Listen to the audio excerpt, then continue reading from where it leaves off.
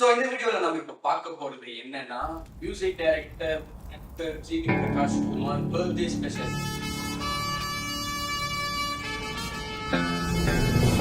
ஆமா, இன்னைக்கு ஜிவி பிரகாஷ் குமாருக்கு வந்து பர்த்டே. ஸோ அதான் ஒரு வீடியோவா பண்ணலாம் அப்படின்னு சொல்லிட்டு யோசிச்சேன். அதுல என்ன பேசலாம் அப்படின்னு பார்த்தா, ஜிவி பிரகாஷ் குமார்னு பார்த்தா ஒரு ஆக்டராகவும் ஒரு சூப்பரான ஒரு ஆக்டர்னு சொல்லலாம். சூப்பர்ல ஒரு மீடியம் சூப்பர் ஆக்டர் அப்படின்னு கூட சொல்லலாம். அதே மாதிரி அந்த மியூசிக் கம்போசரா அவர் வந்து வேற லெவல் அப்படின்ற மாதிரி கூட சொல்லலாம். அதுல அவரோட சாங் அண்டர்ரேட்டட் இருக்கு, சூப்பரான சாங் இருக்கு, அதெல்லாம் ஓகே. நான் யோசிச்சதுன்னா அவருக்கு வந்து சூரரை போட்டுருக்கு தான் வந்து நேஷனல் அவார்டு கொடுத்தாங்க. ஆனா அதுக்கு முன்னாடி சூரரை போட்டு மாதிரியோ இல்ல சூரரை போட்டோட பயங்கரமான படம்லாம் அவர் கொடுத்திருக்காரு. சோ இந்த படங்களுக்கும் அப்பவே நேஷனல் அவார்டு கொடுத்திருக்கலாம். சோ நேஷனல் அவார்டு கூட இல்ல, ஒரு நல்ல ஒரு அங்கீகாரம் கொடுத்திருக்கலாம் அப்படின்னு சொல்லிட்டு தான் அதை பத்தி தான் இந்த வீடியோல நாம பேச போறோம். சோ வாங்க பார்க்கலாம். GV Prakash Kumar unnoticed banger. First of all GV Prakash Kumar அப்படின்னு சொன்னா அவரு ஃபர்ஸ்ட் வந்து ஜென்டில்மேன் படத்துல அப்படின்னு பாடி அவர் சிங்கராகவும் நிறைய படம்லாம் சூப்பரா இருக்கு. ஸோ அவருக்கு வந்து பன்முக திறமையாளர் அப்படின்னு கூட சொல்லலாம். ஒரு சிங்கர் ஒரு படத்தை ப்ரொடியூஸ் பண்ணியிருக்காரு, இப்போ பண்ணிட்டு இருக்காரு.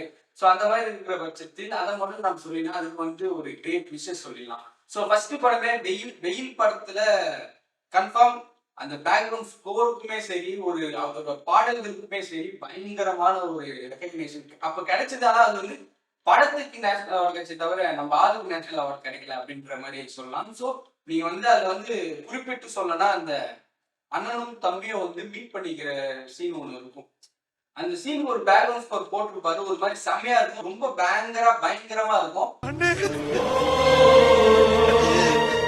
பாடல்கள் பார்த்துட்டா வந்து உருகுதே மருகுதே அந்த பாட்டு மேக்சிமம் எல்லாருக்கும் தெரியும். அப்புறம் வந்து வெயிலோடு விளையாடி அந்த மாதிரி ஒரு பாட்டு.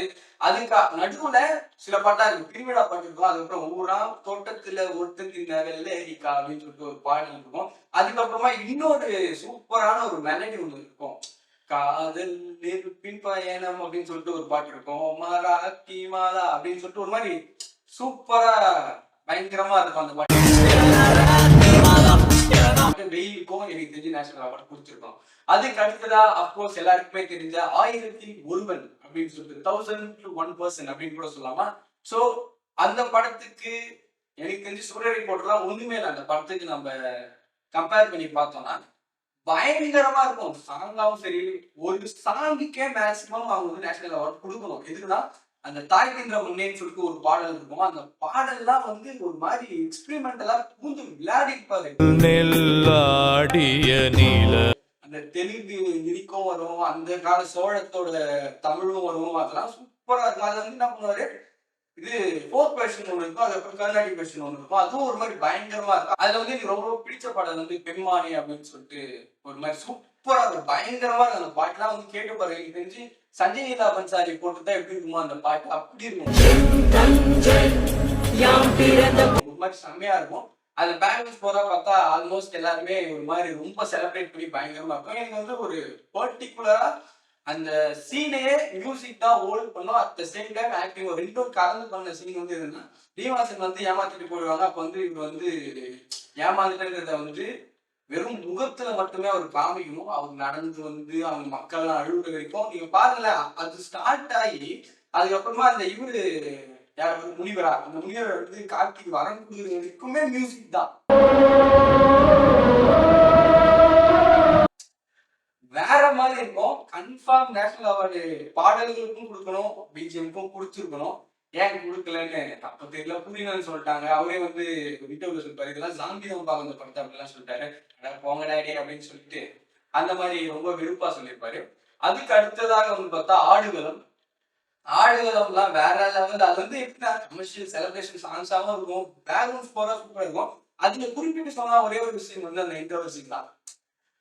அது வரைக்குமே படத்துல நிறைய சைலண்ட் இருக்கும், பிஜிஎம்மாவும் நிறைய விஷயம் சூப்பராகவே இருக்கும். ஆனா பர்டிகுலரா ஒரு எலிவேஷன் அந்த டைம்ல சரியா இருக்கும். அந்த பிஜிஎம் அந்த சேவல் வந்து சகரான்னு போய் ஒரே அடி அடிச்சுட்டு ஒரு இது கொடுக்கும். அது ஒரு பேக்ரவுண்ட் ஸ்கோர் போட்டிருப்பாரு, தலைவா அப்படின்ற மாதிரி இருக்கும். ஸோ அதுக்கப்புறம் வந்து மயக்கம் எல்லாம் எதுக்கு கொடுக்கல அப்படின்லாம் எனக்கு உண்மையாலே தெரியல. அவனுக்கு டேஸ்ட் இல்லையா இல்ல சும்மா டைம் பாஸ்க்கு சரி வேணாம் அப்படின்னு சொல்ற மாதிரி இருக்கலாம். நம்மளோட எமோஷனை வந்து ஒரு மாதிரி இது பண்ணுவோம். ஒவ்வொரு சீனுமே பேக்ரவுண்ட் ஸ்கோர் வேற லெவலில் இருக்கும். மயக்கம் செம்மையா, அது ஒரு காரணங்களே இருக்கும் பேக்ரவுண்ட் ஸ்கோர். மயக்கம் என்னவே நம்ம வந்து ஒரு படம் ஃபுல்லா டீடைல் வந்து டீகோட் பண்ணலாம். அவ்வளோ ஒவ்வொரு சீனுக்கும் பேக்ரவுண்ட் ஸ்கோர் வேற லெவல்ல இருக்கும். மொமெண்டமா நிறைய விஷயம் இருக்கும். இது வந்து அந்த அந்த பறவை வந்து போட்டோ எடுப்பாரு அந்த சீனா இருக்கட்டும். அதுக்கப்புறமா இன்டர்வல் சீன் அவங்க 2 பேரும் கிஸ் பண்ணிக்கிறதுக்கு முன்னாடி ஒரு டைலாக் வரும். அந்த பேக்ரவுண்ட் ஸ்கோரா இருக்கட்டும். அப்புறம் வந்து கிளைமேக்ஸ்ல அந்த பேக்ரவுண்ட் ஸ்கோரா இருக்கும். ஒரு மாதிரி செம்மையா இருக்கும். அதே மாதிரி சாங்கெல்லாம் சூப்பரா இருக்கும். அதுல வந்து என்னென்ன செய்தோம்னு சொல்லிட்டு ஒரு பாடல் இருக்கும். அது வந்து படத்துல இருக்காது. அந்த பாட்டு ரொம்ப ரொம்ப அண்டர் ரேட்டட். மேக்ஸிமம் கேட்டு பாருங்க. ஒரு நாளில் இல்ல யுவன் சங்கர் ராஜா அதுக்கு ஈடு கொடுக்குற மாதிரி இருக்கும் அந்த பாட்டு. இறைவா சில நேரம் எண்ணியதுண்டு. சோ அதுக்கு அடுத்தது வந்து அசுரன்லாம் வந்து கன்ஃபார்ம் நேஷனல் அவார்டா அப்படின்னு பிக்ஸ் ஆயிட்டேன். அந்த மாதிரி இருந்துச்சு பேக்ரவுண்ட் ஸ்கோர்லாம். படத்துக்கு வந்து ஒரு எலிவேஷனே வந்து அதோட பேக்ரவுண்ட் ஸ்கோர் தான். எமோஷனலாவும் சரி அதெல்லாம் ஒரு மாதிரி சூப்பரா இருக்கும். பாடல் எல்லாமே பயங்கரமா இருக்கும். அதுக்கும் நேஷனல் அவார்டு கிடைக்கல. அதுக்கப்புறமா வந்து இந்தியில ஒரு படம் பண்ணாரு, கேங்ஸ் ஆஃப் வாசேபர்னு சொல்லிட்டு. சாங்ஸ் பண்ணல, பேக்ரவுண்ட் ஸ்கோர் மட்டும் பண்ணாரு. அனுராக் கஷ்யப் வந்து டைரக்டர். அவர் வந்து 1001 படத்தை பார்த்துட்டு இவரை கூப்பிட்டு பண்ணுங்கப்பா பேக்ரவுண்ட் ஸ்கோர் அப்படின்ற மாதிரி கொடுத்தது வந்து தான் கேங்ஸ் ஆஃப் வாசேபர். பார்ட் 1 பார்ட் 2 2 இருக்கும். நீங்க முடிஞ்ச அந்த படத்தை பேக்ரவுண்ட் ஸ்கோர் போய் கேட்டு பாருங்க. வேற மாதிரி இருக்கும். ஒரு அது வந்து ஒரு பீரியாடிக் படம் மாதிரி இருக்கும். அவர் வந்து சொல்லியிருப்பார், சுப்பிரமணியபுரம் படத்தை பார்த்துட்டு தான் இந்த மாதிரி படம் எடுக்கணுன்ற ஒரு ஐடியா இருந்துச்சு சொல்லிட்டு. அது ஒரு பீரியாடிக் படம். பார்ட் 1க்கு ஒரு மாதிரி மியூசிக் ட்ரீட் பண்ணியிருப்பாரு.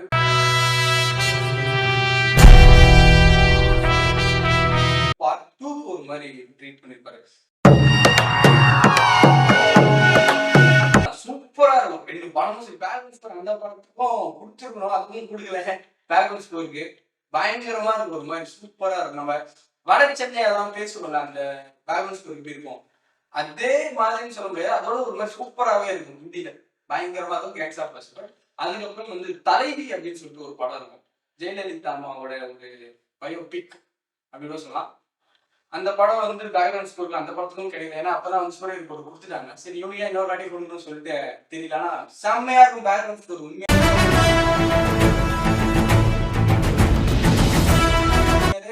வேற லெவல்ல இருக்கும். பேக்ரவுண்ட் சூப்பரா இருக்கும். சாங்ஸ் எல்லாம் ஒரு மாதிரி ரொம்ப சூப்பரா இருக்கும். அந்த பீரியாடிக் படம், பீரியாடிக் சாங் அந்த அப்போ எம்எஸ்பி வெர்ஷன்ல எல்லாம் ஒரு சாங் சூப்பரா இருக்கும். அதுல வந்து மழை மழையின் மேலே அப்படின்னு சொல்லிட்டு இன்ட்ரோ சாங் இருக்கும். அதோட சாங் சவுண்டிங் சூப்பரா இருக்கும் அந்த படம்.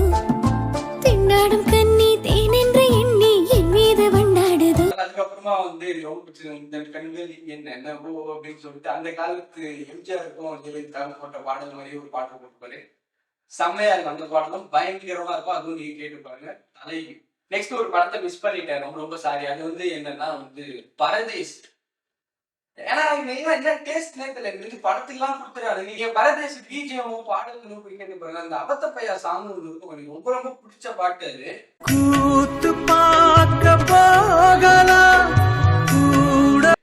என்ன டேஸ்ட்ல இருக்காங்க அப்போ அப்படின்ற மாதிரியே தெரியல. ஒரு வேளை பேர் ஜிவி பிரகாஷ் குமார் இந்த பேருக்குலாம் கொடுக்க முடியாதுன்னு சொல்லி கொடுத்துட்டாங்களா ஒன்றும் புரியல.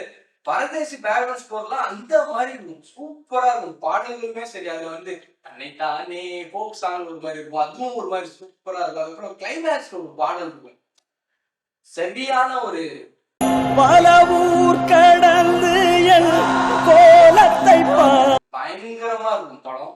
பாடல்களும் பிஜிஎம்மும் அது ஏன் குடுக்கல தெரியல. அதுக்கப்புறமா இப்போ ரீசெண்டா கேப்டன் எல்லாம் குடுக்கலாம். இவங்க எல்லாம் ரசனை தூக்கி போட்டு போத்தாதான் எனக்கு நேஷனல் அவார்டு ஒன்றும் வேணாம். இப்போ நேஷனல் அவார்டுன்றது பெரிய விஷயம் நான் சொல்ல வரல. அதுக்காக ஒரு பெரிய நம்ம அதுக்கு அதெல்லாம் பார்த்தா தானே ஒரு மாதிரி இம்ப்ரெஸ் ஆகிறாங்க அப்படின்ற மாதிரி சொன்னாங்க.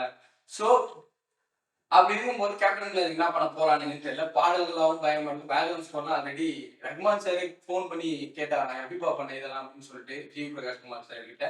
ஸோ அந்த மாதிரி இது கேப்டன் இல்லை. இப்போ கேப்டன்ல சொல்லலாம் இப்போ தெரிஞ்சிருச்சு. ஆனா இதுக்கு வந்து ஒரு அங்கீகாரம் கிடைச்சிருக்கணும் அப்படின்ற ஒரு ஆதங்கத்துல சொல்றாங்க. மதராசப்பட்டினம் அது கூட பயங்கரமா இருக்கும். பாடல்லாம் அதுக்கும் கொடுக்கல. அதோட பிஜிஎம் ஒன்று இருக்கும். மதராசப்பட்டினம் பிஜிஎம் செம்ம பிஜிஎம், லவ் பிஜிஎம்.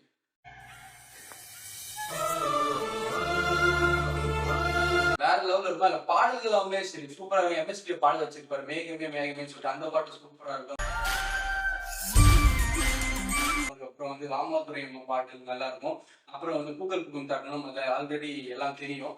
அதுக்கப்புறம் வந்து ஆறுயிரே அப்படின்னு சொல்லிட்டு ஒரு பாடல் இருக்கும். செம்ம பாட்டுங்க.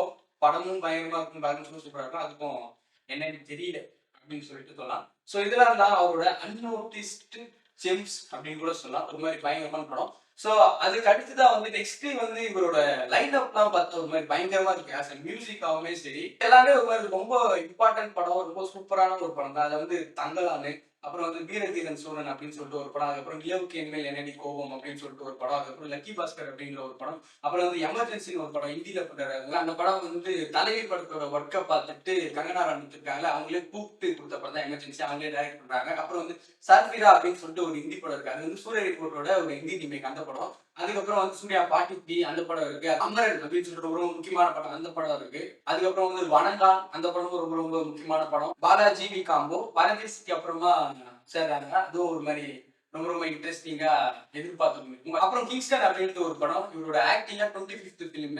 ஒரு மாதிரி இந்த இங்கிலீஷ்ல பைரட்ஸ் ஆஃப் த கரீபியன் அப்படின்ல அந்த வருஷத்துல தமிழ் படம் மாதிரி பண்ணியிருக்காங்க அப்படின்ற மாதிரி சொல்றாங்க. இந்த கடல் கொள்ளையர்கள் அதை வச்சு ஒரு மாதிரி ரொம்ப ரொம்ப கிராபிக்ஸ். அப்புறம் ஹாரி பாட்டர் கூட அவரே ரெஃபரன்ஸ் சொன்னாரு. அந்த மாதிரி தான் இருக்கும் அப்படின்னு சொல்லிட்டு சொல்லி அவரே ப்ரொடியூஸும் பண்றாரு. ஸோ இதுதான் இவரோட லைனப். ஒரு மாதிரி ரொம்ப ரொம்ப இன்ட்ரெஸ்டான ஒரு lineup. So very very happy birthday GV Prakash Kumar அப்படின்னு சொல்லிட்டு, ஸோ இந்த வீடியோ உங்களுக்கு பிடிச்சிருந்தா லைக் பண்ணுங்க, கமெண்ட் பண்ணுங்க, ஷேர் பண்ணுங்க. முடிஞ்சா வீலிங்கி சேனலுக்கு சப்ஸ்கிரைப் பண்ணிடுங்க. வரேன்.